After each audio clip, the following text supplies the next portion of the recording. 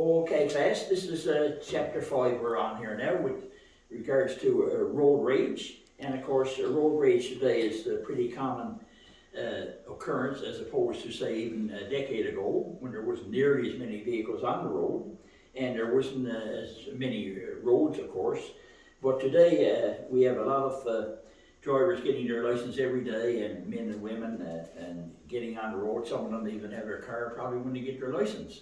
So, you know, they're added to the existing traffic, and they have just as much right there as anyone else with a driver's license. So, apparently they can't make roads fast enough to keep up with the amount of traffic that's entering the roadways as each day goes by. So that's what makes it more congested, and a lot of people that's a bit impatient develop road rage faster than some other people, I guess. So on page 2 there, they mention levels of road rage, or aggressive driving, whatever you want to call it. So the first one is the quiet road rage there on page 2 at the bottom left of your paragraph of your book there. The first level of road rage behavior, they say, which is common to many road users, involves continuously complaining about the conduct of others. And it's not serious at that point, but you're probably complaining about what other drivers are doing. They're following too closely, or they're not signaling when they come to change direction, or they're probably going a bit over the speed limit, and those sorts of things. And it doesn't really hurt anyone, but it's just quiet road rage. You're just talking about the conduct of others to yourself, actually. The next one, the second one there, road rage level 2, if you'll remember, this one is verbal road rage, if you're asked anything about road rage. The second level of aggressive driving behavior, drivers verbalize or exhibit their frustrations and anger. They may yell and honk the horn at you, long honks of the horn, which indicates aggressiveness or anger or road rage, if you want. And at the top of page 3 there, to your left, they show you a picture of a driver. It looks like they're not pleased with whoever is driving to the side of them there. So, you know, they're kind of upset, and it's a type of aggressive driving, verbal road rage. The next one there, confrontational road rage, of course, is quite a bit more serious, because the aggression or anger is escalated to personal confrontation.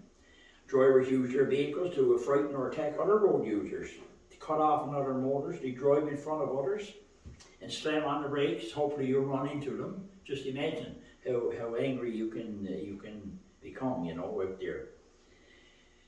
Two motors chase each other for several miles. They use miles in the United States, of course. Weaving and cursing at each other. At extreme, drivers have been known to pull over, exit their vehicles, and proceed to have a verbal agreement on the side of the road. How easy could this escalate further? And of course, epic road rage is level 4, the worst and the most serious of all. It's a wide variety of behavior is included in this level of road rage. Most of them involve drivers using their vehicle as a weapon to attack other road users, or using an actual weapon they may have concealed under their seat. It could be a bar or a gun in some cases, and just in case that they might be irked on the road by some other driver. And, you know, a motorist rams his or her vehicle into another vehicle or into a building where the victim is located. An enraged driver exits his or her vehicle and smashes the other's windshield. The driver arguing at the side of the road ends up in fisticuffs or actually fighting. Or worse, uses weapons which they keep concealed under their seat to attack one another. Or a motorist pulls out a firearm and shoots another road user. And this, I don't know much of this or any of this has happened actually in Canada, but certainly in the United States, I've heard tell of incidents like this happening. So, you know, because in the United States, gun laws are not too strict. If you have the money, you can go in and purchase a gun. A lot of women have them in their purses, and little guns that look like a little toy could actually kill a moose with. You know, men may have them in their glove box of their car. So, you know, it's a quite a serious concern in the United States. And no doubt some of it is into Canada as well. So road rage is a very serious thing to consider, class, no doubt, you know. Driving errors, they talk about there at the bottom of page 3. Traffic safety experts and psychologists suggest that you should follow the rules of the road and be polite and courteous to others. And indeed we should, class, you know. Sometimes a smile and a shake, a wave of the hand may sort of calm down a lot of people that's in that sort of condition. Emotionally upset, of course, we might call it anger or aggressiveness. And sometimes, you know, letting them go first, although you may have had the right of way. If you sense that there's something is not right with that person, they look to be angry and mad, and for some reason or you'll never know why probably. So it might be a good idea to let those people go when you lose that few seconds of your day, and you probably have prevented a collision in the meantime. So it might be a good thing to do, you know. On page 4, they talk about double parking and lane blocking, and of course lane blocking could be, for example, if you're driving on a roadway where there's cars parked on meters by the sidewalk, and you park abreast with them, you know, talking to that person or whatever, or somebody else, that's a type of lane blocking. You know, you're blocking that lane for other drivers coming behind, or partially blocking it. You know, if you pass another vehicle on the roadway and turning too fast, too quick ahead of them, you're blocking their lane for a second or two and could easily cause a collision. That's another type of lane blocking. And of course, on these types of roadways here, class, I just want to mention, for example, this one here. We have struck the roadway pretty much from St. John's Mount Pearl area to Whitburn as part of our Trans-Canada Highway. So, you know, this is the driving lane here, the right lane. So if you want to pull out to pass, and a lot of drivers will, of course, and they continue on for the next 15 or 20 kilometers in this lane here, it's illegal, and you could legally get a ticket for it, because you're actually blocking that passing lane there. So that's another type of lane blocking as well. So, you know, this is, we drive to the right, this is the driving lane here. So if you have to pass for whatever reason, if it's safe to do so, you know, you signal, and of course check your mirrors, and then lastly check your blind spot, because you're moving out into a left lane here. Check your blind spot, see what's coming back here. And it's all safe, you move out. When you pass that vehicle, you look in your rear view mirror, see the whole front, the whole vehicle that you passed. You would signal for a right turn again. Again, checking your mirrors, look over your right shoulder and see what's coming in this lane. And the car that passed you didn't creep up on you. And if it's safe, you would move into this lane again. You wouldn't drive the next 15 or 20 kilometers in that passing lane. So that's another type of lane blocking there, class, as well. They show you a picture on page 4 as well, up at the top to your right there, of maybe those cars, that driver in the green SUV, either is tailgating or following too closely to the car in front there. I don't know what speed they're doing. Looks like they're going at a fair speed there, according to the picture.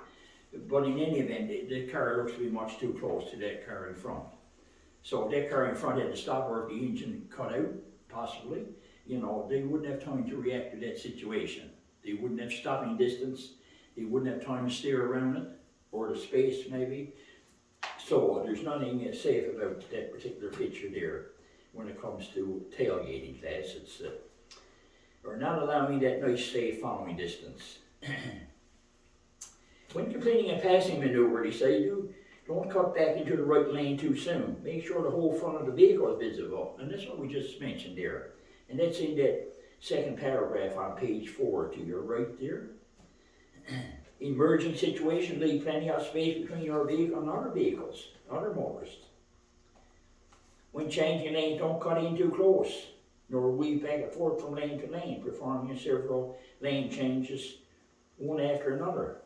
It's better to get in, if you're changing lanes on a multi-lane highway, class, it's better to get into one lane and then get yourself establish your following distance, and if for some reason or other you're not comfortable there and have to get into another lane, then it's the time to do it. You would signal, shoulder check, if it's safe to do so, you would move into another lane, but not just change 2 or 3 lanes before you actually stop and stay in that particular lane there. That's what they're saying there.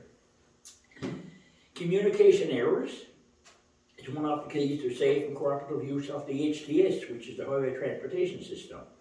Failure to communicate. Of course, you communicate with your horn, you communicate with your headlights, you communicate with your signal lights and your brake lights on your car. So those are your communication devices there. The more common aggravation is failure to signal your intentions. Your signal lights is a means of communication as well. And how many drivers on the road do you see that actually makes the turn without signaling? You probably haven't noticed right now, but now that you're going to be behind the wheel in a day or two, or a few days or weeks, whatever, you're going to have to, you will notice those things, you know. Some drivers don't even signal at all. Some drivers will signal when they're halfway already into the turn, you know, which is way too late. Some will signal maybe a quarter of a kilometer before they actually make their turn, which is way too early. So, you know, we should use our signal lights when we're about 30 meters away from our actual turn class, approximately 25, 30 meters, right around there. You should have your signal lights started. Around town where speed limits are around 50 kilometers an hour. If you're on the highway where the speed limit may be 100, of course you would want your signal light on much earlier, maybe 150 meters, to warn other drivers coming behind you that's traveling at a much higher speed now, that you're going to move off the road somewhere. So it just depends on your speed with regards to your signal lights. But around town, 30 kilometers, 25 to 30 meters should be time to have your signal light started before you make your actual turn on the roadway. So, always use signal lights, class. A lot of drivers don't, as we've said, so, but we don't have to do what the mistakes that other drivers are making, we don't have to make them. So, make sure that you use your signal lights. When meeting an oncoming vehicle or when approaching close to a vehicle ahead, driving with high beams creates a blinding glare to other motorists. Remember to dim your low beams as required by law and reduce the risk of a collision as well as potential confrontation. That could actually upset another driver, you know, they could turn around and follow you. Even if we're not signaling sometimes can cause frustration with another driver. Or you're signaled too early and you're passing several driveways and several streets before you actually turn. Could confuse and frustrate other drivers. And so those sorts of things can with some drivers class that has that attitude, that mental attitude, can certainly cause road rage, you know. Flashing high beams repeatedly to whether signal the driver to move over or to advise of high beams is very irritating. Today, as a rule, we're not really supposed to be flashing to other vehicles. One time it was common when a driver was coming toward you on high beam, you would flash your headlights a time or two to sort of remember them to dim their headlights. Or if there was a moose on the road, we would pass it safely and we would warn the next driver up the road a half kilometer so that there's a moose back there. And we would flash our headlights. And of course you flash the pass with that little lever on your steering wheel column, you pull it up toward the steering wheel, and that will flash your headlights. But as a rule today, we're not supposed to actually be flashing headlights, you know, because it could be warning the other driver that there's something set up. The police maybe have radar set up and wants to catch you for speeding or somebody, or they may be looking for a certain car that's headed that way. So if you flash your headlights, and that driver might say, well look, you know, I'm going to go back, there's something going on up there, it might be the police, and they're after me. So in a manner of speaking, class, I suppose we could say you're upholding the law by flashing headlights. Is not really permitted today, as opposed to some years ago, a lot of people did it, you know. So what I'm saying, class, use your headlights sparingly when it comes to flashing headlights. You know, it's not the thing to do anymore, for sure. But in any event, if somebody's coming toward you at night, once in a while you may experience a driver that's not going to dim their headlights to keep them on high range, and it's almost blinding. So the best thing to do is use this edge line we talked about earlier. Don't look at the lights, it's not going to help at all. So look at that edge line until you get past that hazard. And keep yours on low beam as well. Don't keep yours on high beam just to get even. That's not the thing to do, class. That's only adding more fuel to the flame, we say, and making it much more difficult for both of you as drivers. So, you know, keep your lights on low beam and look away from the lights. You're not going to see anything by looking at the lights. It just makes it more blinding. Use that edge line there we talked about so much now. It's a big, nice feature, a big help at night, particularly when snowing, raining, or facing other headlights from other vehicles. Honking the horn is another excellent communication device. That honking the horn. Now, what you mean is just a tap or two of the horn, not a long loud blast that indicates anger or aggressiveness. You know, just a couple of toot or two. If you have to get someone else's attention, you want to make eye contact. You wouldn't use the horn for any great length of time. Just a toot. Unlike some drivers, when they're angry, they'll lean on the horn, as we say, a term we use, and it's probably blowing for maybe 6 or 7 seconds. So, not the thing to do, class, just a couple of toots, 1 or 2 toots, just to, if you had to get someone's attention for some reason or another there. So, if you want to sell your phone, you say on the bottom of page 5, that's important there, I think that one to note. Don't let the phone distract you while driving. Cell phone users are perceived as careless drivers and a hazard by general public. Any error on your part while using a cellular phone may elicit a violently unprecedented reaction from some road users.